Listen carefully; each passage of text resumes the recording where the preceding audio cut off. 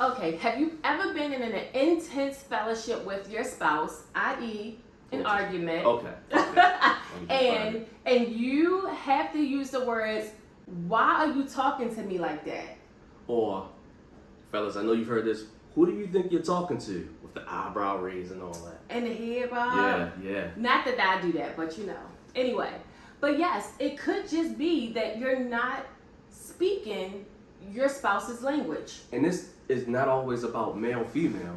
It's just about communicating in a way where that communication seed that you're trying to plant actually lands on fertile ground. Yeah.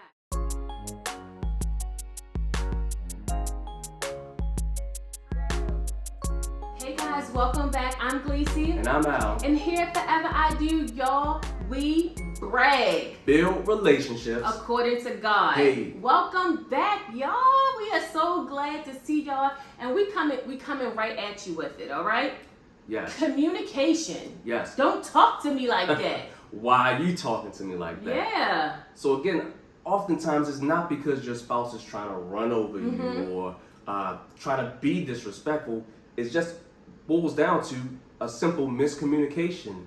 Not because you aren't an effective communicator, but because perhaps you just aren't speaking your spouse's language. So it's just like if you're in a foreign country, if you are in Paris and you keep trying to speak English to, say, a vendor who only speaks French, it don't matter how you say the words, how hard you say the words, how loud you get, they aren't going to understand you because you aren't speaking their language. Yeah. The same thing happens in your marriage relationship. Not that you're speaking two different languages, French, Spanish, or anything like that, and you may be, but you both may be speaking the same language in terms of dialect, but you aren't, again, effectively communicating because maybe their personality type requires you to be more fact-based versus feeling-based. Yeah, so we're going to dive into this right now. So how you solve problems. So some people can be more aggressive or reflective. And what does that mean? The reflective person may want to kind of take some time, decompress. They may be the ones that say, I can't do this right now. I need a couple minutes. They need time to reflect and actually collect their thoughts, get things together before they are able to effectively communicate with you. Yeah, and as a person that is more aggressive, you have to understand who your spouse is. If they are that reflective person, you need to give them that time and space to be reflective. Yes, even though you may be more like, yes, let's get into this. Let's do this right now. Yeah. Your thoughts coming a mile a minute and you want to get them all out. But again, you have to move at a pace that's appropriate for the both of you. Sometimes we think that agreeing means that we think alike. But I remember hearing it said that the goal in marriage is not to think alike, it's to think together. And a part of thinking together is moving at that same pace where both of you can effectively communicate or do whatever it is that you're trying to do in your marriage. Yeah. And in this case, we're talking about communication. You have to move at a pace that's good for both of you. Yeah. So the reflective person, you can't just say, I can't do this right now, and then disappear for 3 days or 2 days or whatever. You have to actually communicate when is an appropriate time for the both of you to come back together to have that discussion so that you can both, again, move forward together. Yeah, and that aggressive person, they also need to allow their spouse that time to reflect. So, like, you can say, okay, we're going to come back and talk about this at X amount of time. And hopefully it's giving both of you enough time where your reflective person can go ahead and reflect, and then your aggressive person knows when they're going to be able to come back and have that conversation. And the both of you should be decompressing at that time. The aggressive person shouldn't be like, okay, well, I'm going to go write down all my stuff because I already know what I got to say. And at the same time, the reflective person doesn't just want to go and all of a sudden try to build up an argument. You should be going into prayer. Yeah. Get into worship. Get into God's word. Perhaps it'll bring you both down to a place of where you don't even have to have that discussion, or you can come back and give each other some grace and the respect that, again, you want to and you hope for in the beginning. Yeah, so how you solve problems is important. And then the next one is, how do you influence each other? Are you fact-based or are you feelings-based? So what does that mean? Like, again, quite often, Mm-hmm. not to assign it to a sex, but quite often, guys are more fact-based, women may be a little bit more Yeah, feeling-based. you know, we got that gut instinct. But it often comes out in your communication style when you are actually talking back and forth, and you may hear statements like, I feel like this is going to work. whereas on the other end, they may just say things that are strictly down to the facts, like, well, this happened and that happened, and it may not even mention any feelings at all. Yeah. You moved the chair, or you left the clothes, or you left the dish. Nothing to do with feelings. Right. But you have to understand that they kind of work hand in hand. Correct. You know, like I feel helps you to connect with your spouse in a way, and your spouse is bringing, you know, like not reality, but like facts back into it, because I know for me as a woman, I can be very emotional, and like sometimes like Al will say, but think about it this way, and then when I start thinking or being more fact based, it can sometimes help put my feelings in check, because like my feelings might not be valid. But just to throw that piece out, as far as, because you still want to validate the other person, and that's a part of communicating effectively, and again, throwing that communication seed out there that's actually going to land. If I want to communicate to my wife and I know that she's feelings based, I need to tap into those feelings. I need to talk about how the facts made me feel, so that the seed that I'm trying to plant with her actually lands. If I stick just to the facts, and you may have heard it on the old school TV shows, it's not going to land. I need to talk about how those facts made me feel so that she can understand. And then she needs to translate those feelings into what actually took place, the facts, so that again, it can land with me. And that's how we can again effectively communicate with each other, because the goal again, to move forward together. Yeah, that's going to help you move forward together. So how you react to change? Do you like change? Or do you just, are you like a hands-on, like I like my regimen, I like it to be this way? So you can either be accepting of change or resistant of change. And again, how does this come into communication? Because are you being accepting of what your spouse is trying to say, even when their opinion is different from your own? Or are you just straight resistant? No matter what they say, you're not hearing them, you're not listening, because all you see is your point of view. Again, in order to communicate effectively, in order to let that seed land, sometimes you got to be more accepting. You got to be more willing to try something different than what you already thought. And then the resistant person, again, like, you can't always just get it your way. It can't always be your way.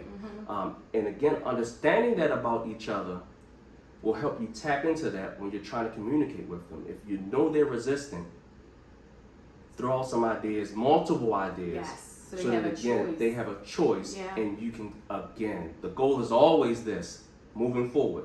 You throw out multiple choices, they can pick one, and again, you're throwing out those multiple choices because they ideas that you also believe in as well. And now you can pick that one that works for both of you and move forward together. Yeah, it's so important that you understand that change is going to happen. Like, as you grow in your relationship, like your spouse may change, situations may change, and it's so important that you understand who you are and how you react with change, so that, you know, you're aware of it. Like, if I am like a person that's ready for change, like, I can be very spontaneous, and that can be a little bit reckless at times. So it's just important to understand who you are, and to, like Al said, like, to move forward and work together. And I like that you just mentioned, just again, because being spontaneous is another part of that personality that may be a part of the makeup of your spouse. Where you may be more cautious. So you may be one to kind of stand back and say, let's just wait, let's see how things play out. Meanwhile, they want to jump right into it. But again, you can't move at either one of your pace every single time, because if you move at the cautious person pace every time, then that spontaneous person, that person that just wants to jump into it, going to feel like they're being anchored down. They're being held back from moving towards the goal that they readily see and they want to jump to. Whereas on the opposite end, that cautious person, if they're moving at the spontaneous person's pace, every single time, they may feel pulled. They may feel rushed. They may feel they didn't have that reflective time, that time to think, and now they feel like they're going at 100 miles an hour down a tunnel that they have no idea where it's going to lead them to. Yeah. So again, getting that pace right is so key in this. Yeah, because when you have a cautious person, like, you don't want them to feel like they're being dragged, because it's not a safe space to them, and communication is not going to be as effective in those ways. So we have an exercise that we like to do with couples. It's called a positive and a negative withhold. You want to explain it, babe? Yes. So a positive withholds in general. Withholds are those things that you may be thinking about. They may be something that's on your mind, but for whatever reason, you don't actually say it. Maybe something just happens. Maybe you're in a place or an environment, you're in the middle of a crowded room, and you decide to withhold some negative information because you don't think it's appropriate and you don't want to argue. Yeah. Or maybe you're just around friends and family and you just get so busy interacting that you had something positive to say. Wifey was looking really good, and you just didn't get it out because you just got so busy mingling with everyone else. So that's on a positive end. So the exercise is this. So you have to say to your spouse one negative withhold, something negative or, constructive feedback that you want to give your spouse. That you've been holding on Yes. to for, let's say, just this week. You've been holding on to it for just this week. You wanted to say it in the moment. You didn't get it out. It's something negative. But now you're going to actually share that with your spouse. And the only thing you can say as the receiving spouse is thank you. Yes.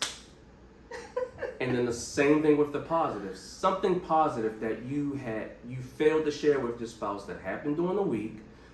Hey babe, you killed it in that meeting the other day. That dinner that you made the other night was really good. Or like, I love the way that you help with bedtime routine. Or I love how you folded, washed, and put the clothes away.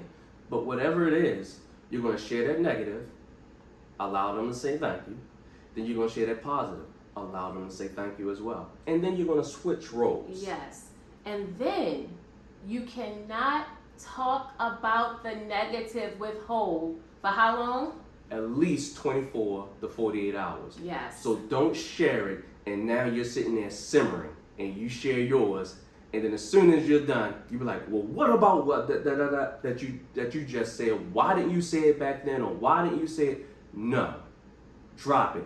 And why are you trying this exercise? Because it's creating the environment that allows you to share freely with your spouse so that you can, again, communicate, manage conflict more effectively. And at the end of the day, sometimes you just got to ask yourself this question, or you got to say to yourself, wait. Wait? Yes. Why am I talking?